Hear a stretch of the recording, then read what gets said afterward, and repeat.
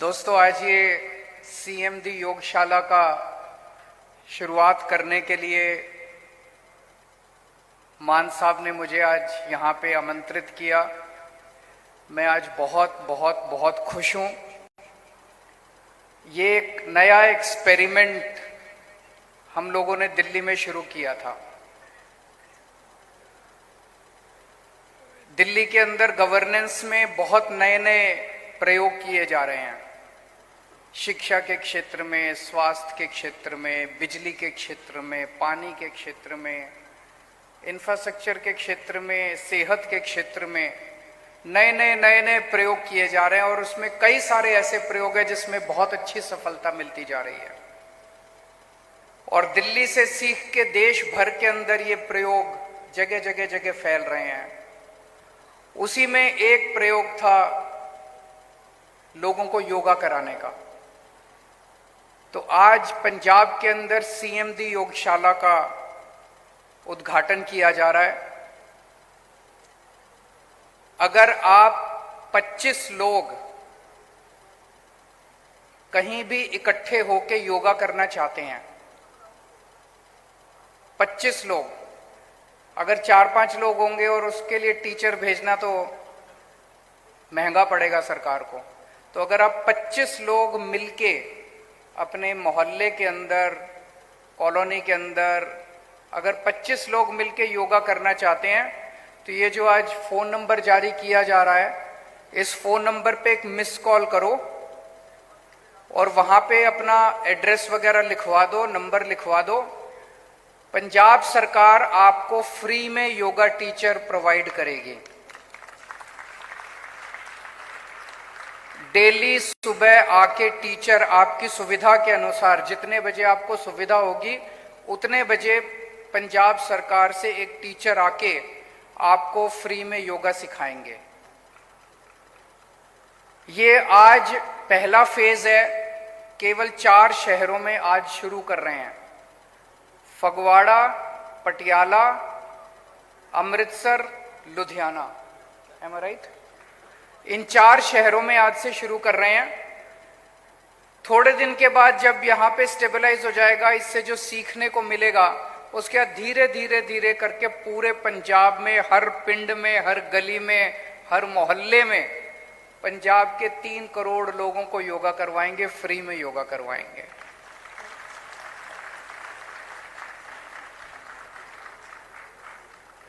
दिल्ली में भी हम लोगों ने इसी तरह से शुरू किया था। धीरे करते करते दिल्ली में 17,000 लोगों ने डेली सुबह योगा करना चालू कर दिया। 17,000 लोगों ने। और लोग इतने खुश थे। योगा से शरीर भी स्वस्थ रहता है, बीमारी नहीं लगती, चुस्ती रहती है। और योगा के अंत में थोड़ा सा ध्यान कराते हैं, मेडिटेशन कराते हैं, सांस की एक्सरसाइज कराते हैं, प्राणायाम कराते हैं, कपालभाति कराते हैं, लोम विलोम कराते हैं। उससे आदमी को बहुत मानसिक शांति मिलती है। तो धीरे दिल्ली के अंदर भी फैल रहा था। और जैसा भी मान साहब ने बताया, एक दिन एलजी साहब ने दिल्ली के अंदर योगा रोक दिया। कोई बात नहीं, रोक दिया, जरूर दोबारा जरूर चालू होगा योगा। अच्छी चीजों को कोई रोक नहीं सकता, है कि नहीं है? अच्छी चीजों को कोई रोक नहीं सकता। एलजी साहब ने रोक दिया, लेकिन मुझे पूरा विश्वास है दिल्ली में दोबारा चालू करेंगे, कभी ना कभी जरूर चालू करेंगे। लेकिन तब तक ऊपर वाले ने, जब तक उन्होंने दिल्ली में योगा रोका, तब तक ऊपर वाले ने हमारी पंजाब में सरकार बना दी। तो हमने पंजाब में योगा शुरू कर दिया। कहां रोकोगे? अच्छा काम तो कोई रोक नहीं सकता। काम रोकने वाले से काम करने वाला ज्यादा बड़ा है। वो काम रोक रहे हैं, हम लोग काम कर रहे हैं, लोगों के लिए काम कर रहे हैं। तो मैं उम्मीद करता हूं कि पंजाब के लोगों को इससे बहुत फायदा होगा। हेल्थ के क्षेत्र में बहुत काम चल रहा है। जैसा भी मान साहब ने आपको स्टेटिस्टिक्स बताए कि 504 मोहल्ला क्लिनिक अलग अलग इलाकों में शुरू हो गए। ये अभी केवल शुरुआत है। 504 शुरू हो गए, अभी अपने को 3-4 हजार मोहल्ला क्लिनिक पूरे पंजाब में खोलने हैं। हर पिंड में मोहल्ला क्लिनिक होगा, गली मोहल्ले में मोहल्ला क्लिनिक होगा। आपका सारा इलाज उसमें मुफ्त होता है। मोहल्ला क्लिनिक में आप जाओ, वहां सारी दवाइयां मुफ्त होती हैं, टेस्ट मुफ्त होते हैं, डॉक्टर मुफ्त होता है, सलाह मुफ्त होती है। लेकिन हम चाहते हैं आपको मोहल्ला क्लिनिक जाने की जरूरत ही ना पड़े। हम क्यों बीमार हों? मोहल्ला क्लिनिक तो तब जाएंगे ना जब बीमार होंगे। हमें अगर योगा रोज करेंगे तो बीमार ही नहीं होंगे, और अगर बीमार नहीं होंगे तो मोहल्ला क्लिनिक जाने की जरूरत नहीं पड़ेगी। तो पहली चीज हम कोशिश ये करेंगे कि आप स्वस्थ रहें, खुश रहें, आपका पूरा परिवार स्वस्थ रहे, खुश रहे, आप बीमारी ना पड़े। लेकिन बीमारी का क्या पता, हो जिंदगी है, कभी भी बीमारी आ सकती है। अगर बीमारी आई तो आपकी अब ईमानदार सरकार है पंजाब के अंदर। वो सरकार आपके लिए जगह जगह मोहल्ला क्लिनिक भी खोल रही है, और आपकी सरकार जितने अस्पताल है, सारे सरकारी अस्पताल, उनको भी बहुत अच्छा किया जा रहा है धीरे धीरे, ताकि मोहल्ला क्लिनिक में तो छोटी छोटी बीमारियों का इलाज होता है।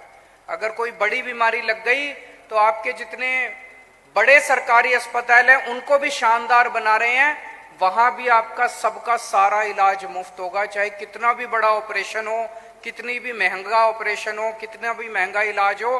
धीरे धीरे करके पंजाब के सारे सरकारी अस्पतालों को इतना अच्छा कर देंगे कि आपको कोई पैसा देने की जरूरत नहीं पड़ेगी।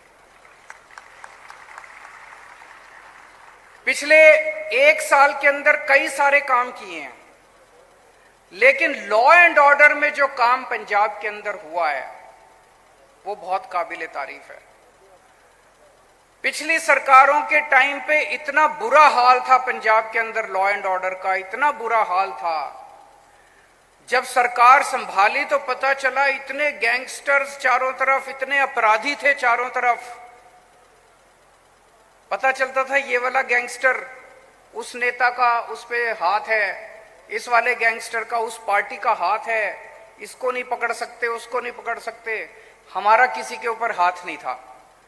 एक एक करके सभी गैंगस्टर्स को एक एक करके सबको पकड़ पकड़ के जेल में डाला गया।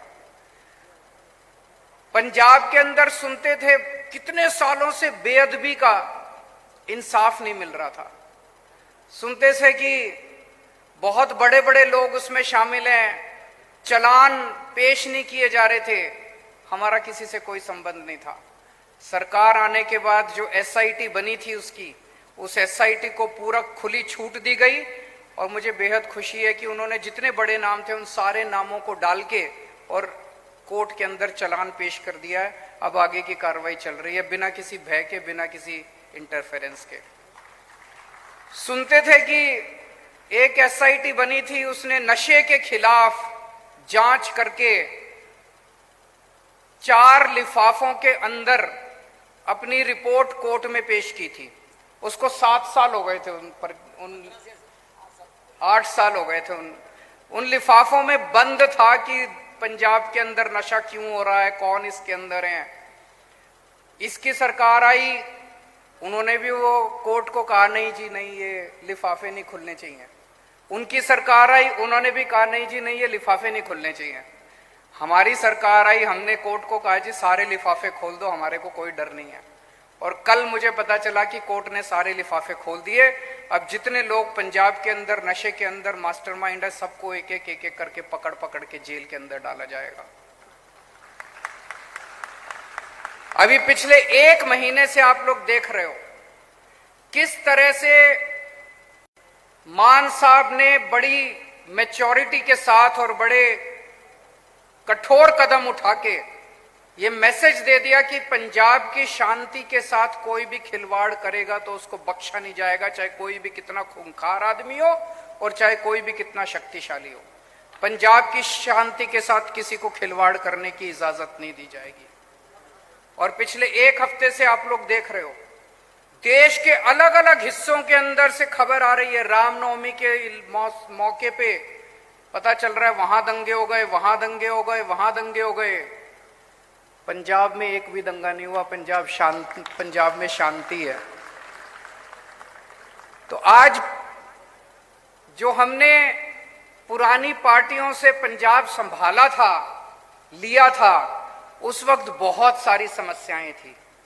मैं ये नहीं कहूंगा सारी समस्याओं का समाधान हो गया, अभी बहुत कुछ करना बाकी है, हर क्षेत्र में बहुत कुछ करना बाकी है। लेकिन पिछले 1 साल में लॉ एंड ऑर्डर के ऊपर जितना काम हुआ है वो काफी काम है और आगे और काम करना है। लेकिन अच्छा काम होगा, सही रास्ते पे चल रहे हैं, क्योंकि अब पंजाब के अंदर ईमानदार और अच्छी नीयत की सरकार है। इसके अलावा बहुत सारे, जैसे अभी मान साहब ने बताया, पहले अगर बारिश में फसलें बर्बाद हो जाती थी, कितनी बार हुआ ऐसे, किसानों की फसलें बर्बाद होगी। मुझे याद है जब हम चुनाव के दौरान गांव-गांव के हर पिंड में जा रहे थे, लोग बताते थे जी कोई सुध लेने वाला नहीं होता था, कोई पूछने वाला नहीं होता था अगर फसलें बर्बाद हो जाती थी। पहली बार ऐसे हो रहा है कि 15-15 हजार रुपए एकड़ के हिसाब से मुआवजा मिल रहा है और हाथ की हाथ मिल रहा है। पहले तो होता था ऐलान कर देते थे, ऐलान करने के बाद चेक नहीं मिलता था, चेक मिलता था तो पैसे नहीं आते थे, कई साल बीत जाते थे, फसल बर्बाद हुई 3 साल पहले, आज तक चेक नहीं मिला। अब हाथ की हाथ आपको चेक मिल रहा है, क्योंकि आपकी अपनी सरकार है, आपके अपने लोगों की सरकार है, आपका ख्याल रखती है। उसी तरह से शिक्षा के क्षेत्र में बिजली मुफ्त हो गई है, लग 80% से ज्यादा पंजाब के लोगों की बिजली मुफ्त हो गई है। पहले जितने चुनावी वादे होते थे वो आखिरी साल में याद आते थे, हमने एक चुनावी वादा अपना तुरंत हमने चालू करना, इंप्लीमेंट करना चालू कर दिया। अभी मैं मान साहब को सुन रहा था, जिस तरह से, जिस भावना के साथ और जिस तरह से उन्होंने अपनी बातें रखी, खासकर युवाओं के लिए, वो बहुत ही दिल को छूने वाली थी। ये बातें बनावटी नहीं हो सकती, ये बातें कोई ऐसा आदमी नहीं कर सकता जिसके माँ बाप बहुत बड़े पहले से पॉलिटिशियन थे, उनके बच्चे पॉलिटिशियन बन गए, फिर उनके बच्चे पॉलिटिशियन बन गए, कोई राजे महाराजे थे, उनके बच्चे पॉलिटिशियन बने। उनको क्या पता कि आम आदमी अपनी जिंदगी कैसे बिताता है। भगवंत मान एक आम छोटे से टीचर का बेटा है। भगवंत मान ने अपने बचपन में किसानी करी है, उसको पता है कि एक आम आदमी की जिंदगी कैसे जी जाती है। उसे पता है कि पंजाब के अंदर, एक पिंड के अंदर, जब एक आम आदमी अपने परिवार को पालता है तो उसको क्या क्या समस्याएं आती हैं। आम आदमी पार्टी युवाओं की पार्टी है, युवाओं के क्या क्या समस्याएं हैं, युवाओं के क्या क्या सपने हैं, जो बातें उन्होंने रखी। और मेरे से अभी आते टाइम हम लोग डिस्कस कर रहे थे कि ऐसा क्यों नहीं हो सकता कि हम बच्चों को, अपने युवाओं को बसें दे दें। एक बस के ऊपर उनका कहना था कि 4 बच्चे काम कर सकते हैं, एक बस का लाइसेंस दे देंगे, 4 बच्चों को दे देंगे, और बोले कितने हजार बच्चों को इस तरह से रोजगार मिल सकता है। अब अंग्रेजी में कहते हैं स्काई इज द लिमिट। मैं सभी युवाओं को कहना चाहता हूं कि आप सपने देखिए, बड़े सपने देखिए, और आपके साथ उन सपनों को पूरा करने के लिए आपका बड़ा भाई भगवंत मान यहां बैठा है, वो सारे सपने पूरे करेंगे। उन्होंने आपको एक बस चलाने से लेके और जोमेटो और फ्लिपकार्ट तक के सपने दिखाए हैं।